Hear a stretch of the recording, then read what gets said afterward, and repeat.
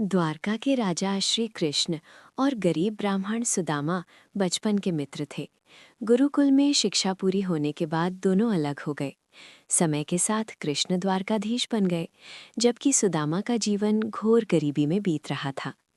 एक दिन सुदामा की पत्नी ने उनसे कहा, आपके मित्र तो साक्षात द्वारकाधीश है, आप उनसे जाकर सहायता क्यों नहीं मांगते?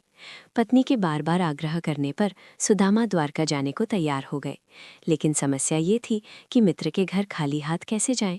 घर में कुछ नहीं था, तो सुदामा की पत्नी ने पड़ोसियों से मांगकर 4 मुट्ठी चावल, तंदुल एक फटी हुई पोटली में बांधकर सुदामा को दे दिए।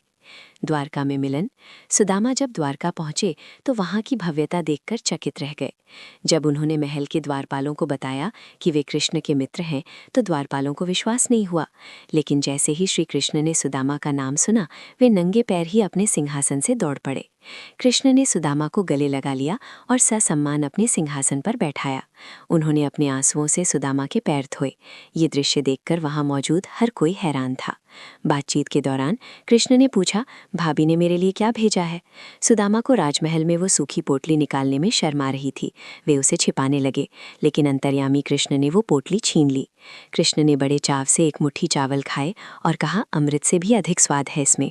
वे दूसरी मुट्ठी खाने ही वाले थे कि रुक्मिणी ने उनका हाथ पकड़ लिया और कहा, प्रभु, एक मुट्ठी में आपने उन्हें इस लोक का सुख दे दिया, अब दूसरी मुट्ठी में क्या अपना वैकुंठ भी दे देंगे? सुदामा वहां कुछ दिन रहे, लेकिन संकोच के कारण कृष्ण से कुछ मांग नहीं पाए। वे खाली हाथ ही अपने गांव लौट आए। रास्ते भर वे सोच रहे थे कि घर जाकर पत्नी को क्या जवाब देंगे। लेकिन जैसे ही वे अपने गांव पहुंचे, उनकी आंखें फटी रह गईं।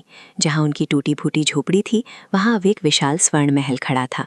उनकी पत्नी और बच्चे राजसी वस्त्रों में थे। सुदामा समझ गए कि उनके मित्र ने बिना मांगे ही उनकी गरीबी दूर कर दी है। ये कहानी सिखाती है कि सच्चा प्रेम और मित्रता धन दौलत नहीं देखती। परमात्मा या सच्चा मित्र आपके उपहार की कीमत नहीं, बल्कि उस उपहार के पीछे छिपी आपकी भावना और नीयत देखता है।